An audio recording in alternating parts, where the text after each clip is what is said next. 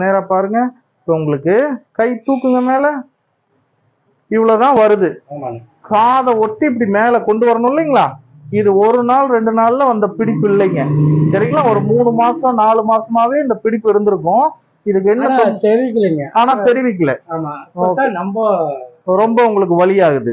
So இதுக்கு காரணம் இந்த உள்ளுக்குள்ள தோள்பட்ட சவ்வுகள்ல நீர் கொத்திக்கிறதுங்க. கேப்சுலைட்டிஸ்னு பேரு. அதனால என்ன ஆகுன்னா சதைகள் ஃபுல்லா டைட் ஆயிக்கும். உள்ளுக்குள்ள சவ்வுகள் டைட் ஆகி அதை சுத்தி உள்ள தோள்பட்ட சதைகள் இறுக்கமாயிரனால உங்களுக்கு கை மேல தூக்க முடியல. கை தூக்க முடியல, தலை சீவ முடியல, பின்பக்கம் மோஷன் போனா கிளீன் பண்றது, நம்ம வேஸ்ட் கட்டுறதுக்கெல்லாம் சிரமமா இருக்கும். இந்த பிடிப்பு குறையறதுக்கு நாங்க ட்ரீட்மெண்ட் பண்ணிடுறோம். நீங்க சொல்லித்தர பயிற்சியை ரெகுலரா வீட்டுல பண்ணணும்.